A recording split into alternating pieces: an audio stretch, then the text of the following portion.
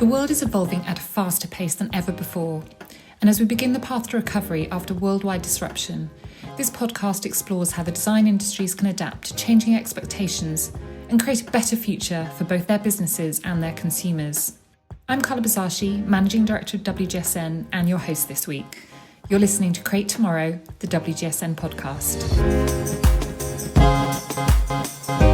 So far in this podcast series, my co-host Peter Marion has been leading us in some incredibly insightful group conversations with a wide variety of experts from across WGSN. They've discussed some of the biggest trends and new influences on the design industries.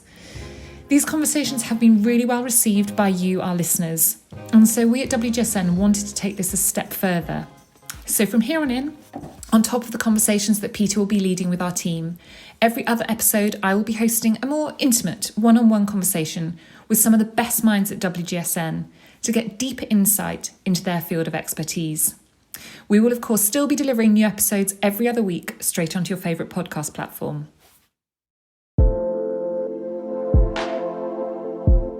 So this week, I'm joined by Amiyra Perkins, who, as well as being one of the directors of our Mindset Consulting business, leads WGSN's Equality Vision team.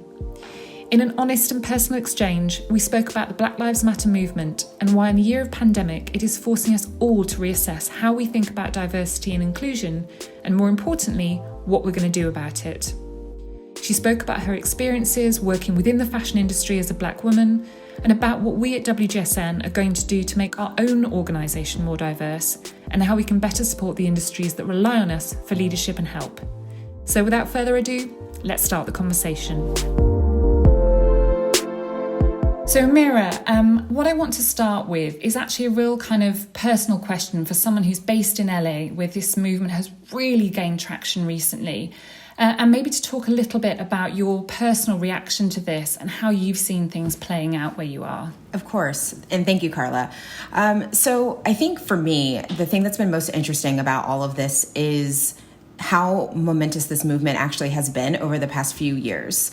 You know, it started around 5 years ago, around the election. We know this is a huge election year this year. And I think right now there's a general consensus that things need to change. So it's been really incredible throughout the pandemic to actually see how many people are out on the street corners and are trying to promote better lifestyles for everyone, whether they're in pockets of 5 or 5,000.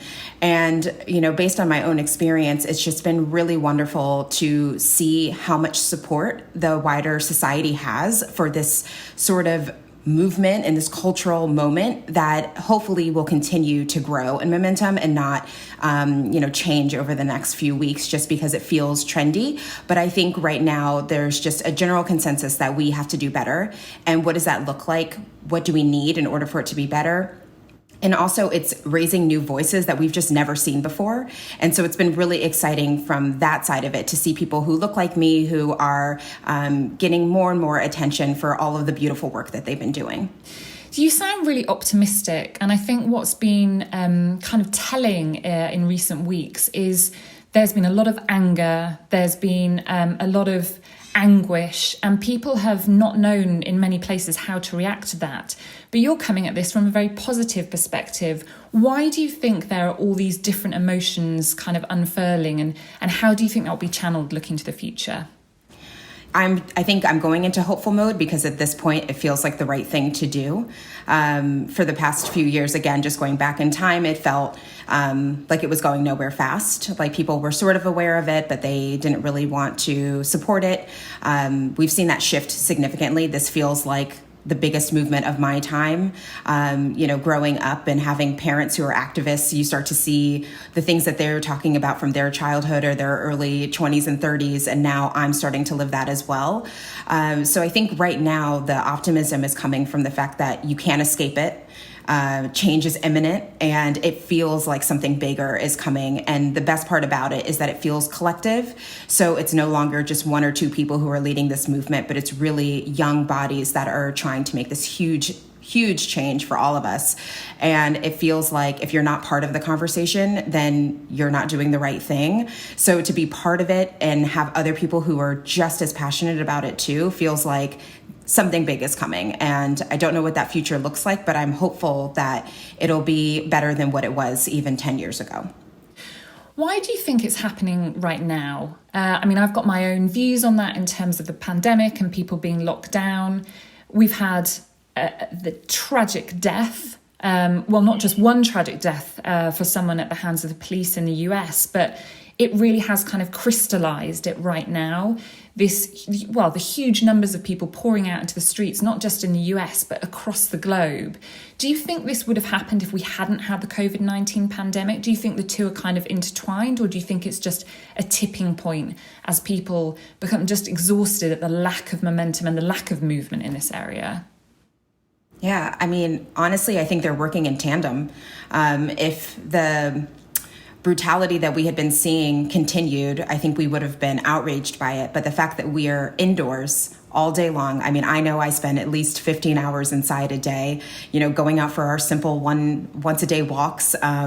But being able to be inside and thinking nonstop about what the world is going to look like outside of this, and then to also see that there's injustice happening in the world, I think people are slightly enraged.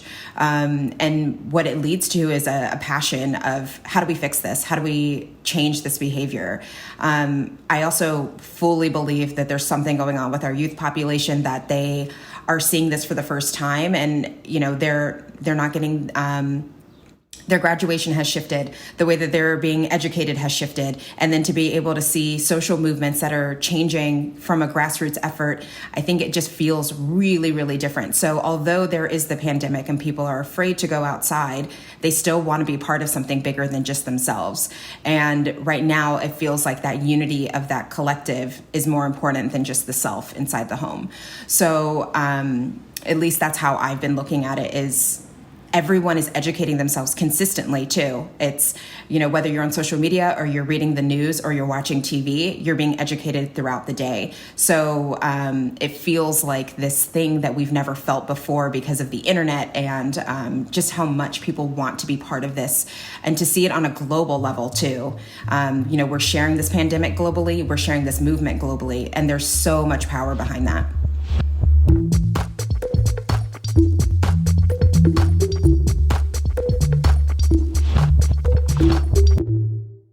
Do you think that there has been something, well, it's been argued back and forth about whether the pandemic has been a leveller. And I think in the early days of it, that was certainly the kind of common consensus, because it had, it didn't care about borders, it didn't care about class. And yet actually, when we've seen the numbers now coming out in terms of the people whose finances have been affected, people's livelihoods and people's genuine lives as well, actually the pandemic hasn't been a leveller from that perspective. But what it has done, I think, is maybe brought people together in terms of really knowing what's important, the community around them, their friends and family. And I wonder if it's these kind of two slightly opposing factors that have had such an impact now in terms of people demanding change.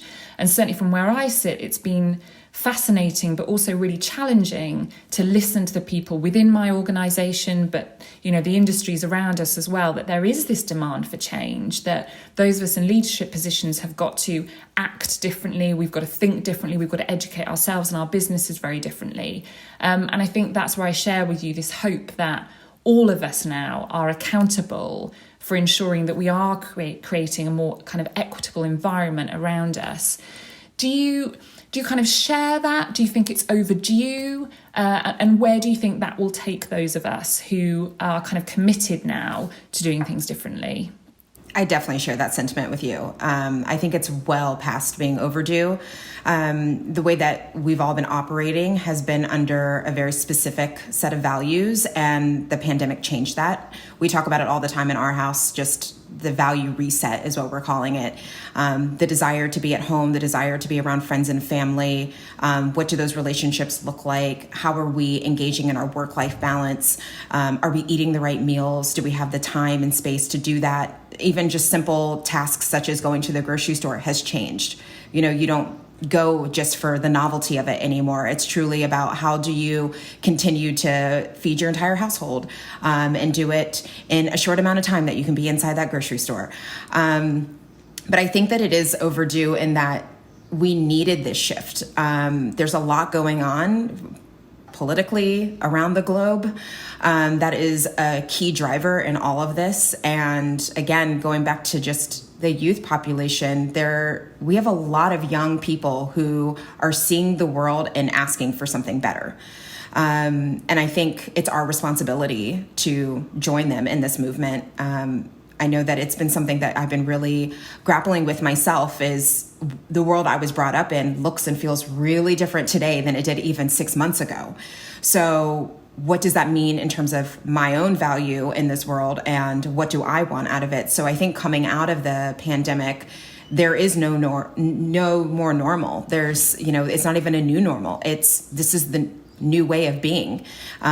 So I think there's going to be greater emphasis on the people around us. And in order to have that emphasis, you have to allow them to be placed on an equal scale.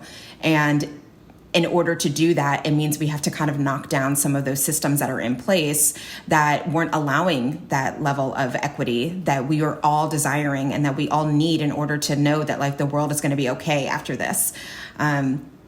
Being in the States, it's definitely something we're watching, and it's devastating to see the numbers every single day. And the only thing that is keeping us up is the fact that we are all trying to find that unity. What is that one unifying thing that will make the world a little bit better and make our days a little bit better? And that's truly, to me, the movement that's happening, because it feels like everyone wants the best for each human, no matter who you are, no matter where you came from. Socioeconomic divides aside, there is something there around we're all just people, and we should be valuing each other in the same way. It would be great now to talk a little bit about what we're doing here at WGSN. You're the leader of our Equality Vision team. You've got a wide range of people from across our business, different countries, different areas of expertise who've joined with you in this kind of mission for us at WGSN to create a more equitable workplace, but also to be able to have a more positive impact on the industries that rely on us for information. Can you talk a little bit about the strands of that and where you think that we will be able to help the wider world? Of course. You actually tasked me with this, and I took it full force. And I think one of the things that we knew we needed to kind of figure out right away was what is our mission with this? A lot of brands have been sort of trying to figure out that diversity and inclusion message and standing in solidarity, but we wanted to do more. We wanted to really have some action behind our words. So in order to do that, we had to look at ourselves and kind of place that mirror in front of us and say, okay, what are the things that we need to work on in order for it to be authentic, and also to ensure that we're putting the right values for the future. So for us, it was around how do we create that level of true representation? And we picked out 3 different pillars that we would be focusing on. So one is around influence, and that's our content, the visual language, everything that our clients see, making sure that we are being more representative and more inclusive in who is featured, whether that is brand highlights or the imagery, or even the way we speak about them, which is equally as important. Context is just as important as the actual visual. And then we are looking at 2 more that are more focused on our internal. So thinking about our talent, how do we attract the right talent? How do we retain that talent? How do we provide equal opportunity? And that's what we're calling our improve factor. And then our last bit is educate. So how can we be kind of building out our learning and development aspect of what we do? Are there the right resources internally to have these kind of conversations? This is a huge, huge topic that has basically never been broached. And we're all trying to figure it out for the first time, and we're going to probably not get it right away. So having those learning and development tools and working with our wider Essential team will definitely be a large part of how we're actually tackling this. But then we also are thinking about who can we be aligning ourselves with in future partnerships or even mentorship programs to make sure that we are recognizing the right talent that's out there and giving them the same opportunities.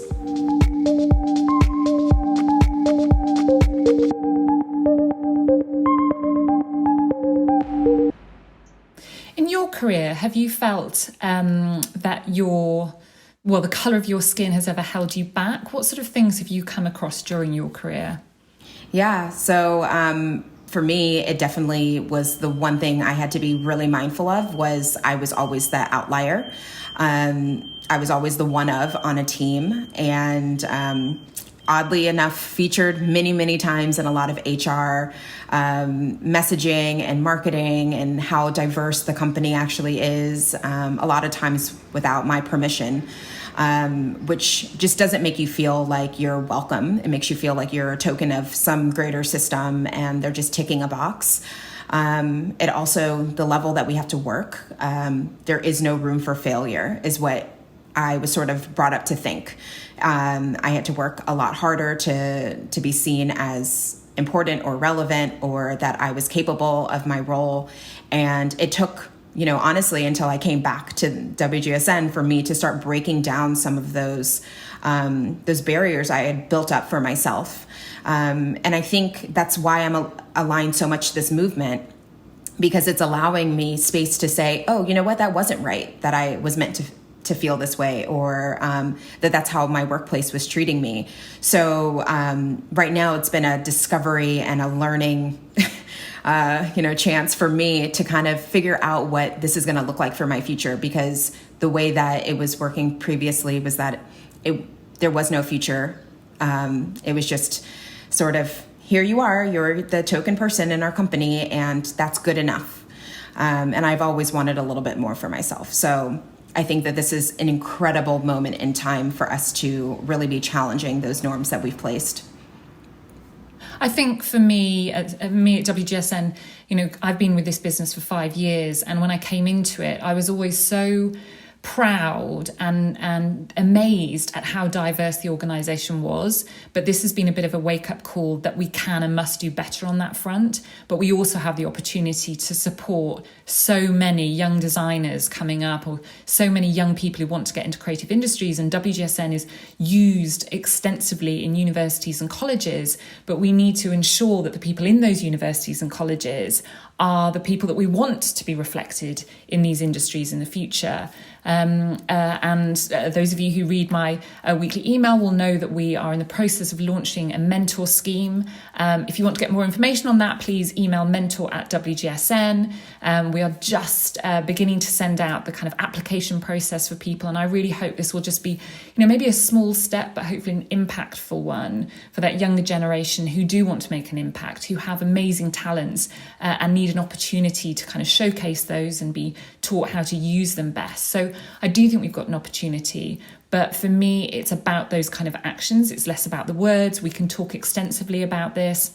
You and I have talked extensively about this, and I've certainly been using this process or this, this time to educate myself better, and now feel more in a position that we can actually start putting those thoughts and those words into action. But I don't want this to be something that just starts now. This has got to be something that lasts, the weeks and the months and the years that go ahead, if actually we're going to create the systematic change that clearly needs to happen.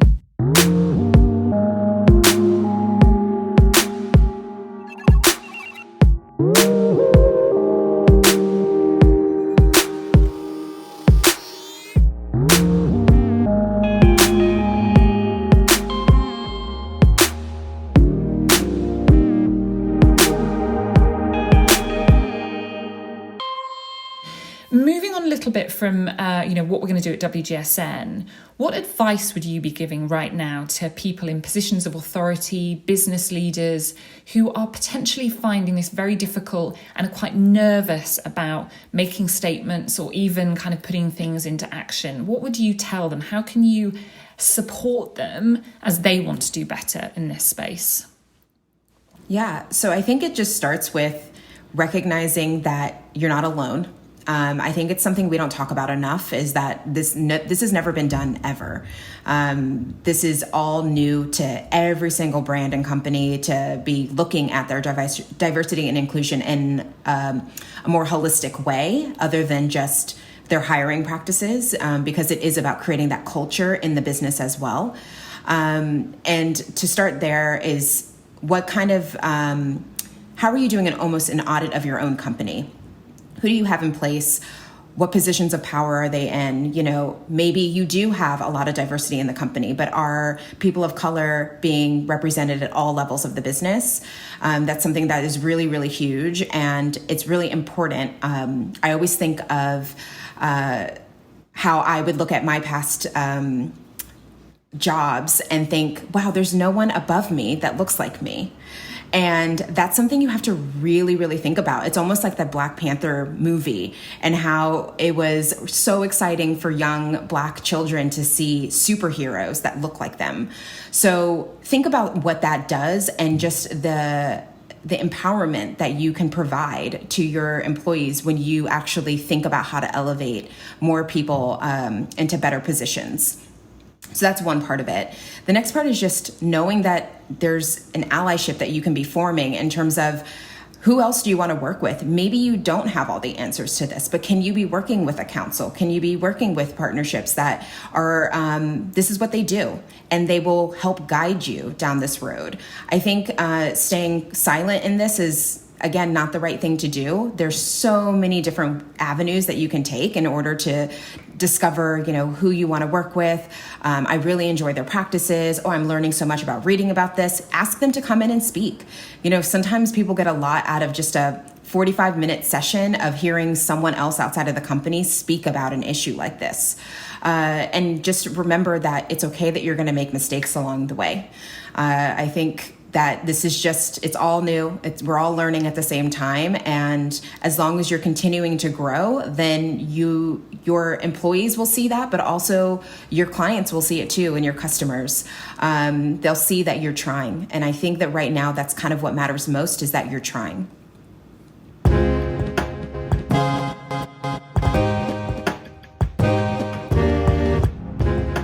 Thank you so much to Amiyra Perkins for taking the time to talk to me today. It was really enlightening and a hopeful conversation. Thank you for listening. If you've enjoyed what you've heard, then please subscribe to the show, which is available on all major podcast platforms. And if you really like what you heard, then please leave us a rating and review on iTunes. It helps us get the word out there. If you're interested in what we've been talking about today, then please head over to WGSN.com to find out how you can get access to all our insight and analysis. We are constantly publishing new content from around the world about how everyone can design a brighter, better future for our industry. So thanks again to guest Amiyra. And I'd also like to thank our podcast producers, Bethan Ryder and Roland Bodenham. And again, thank you for listening. Peter Marion will be back in 2 weeks for the next episode. So until then, stay well and healthy, and we'll see you next time.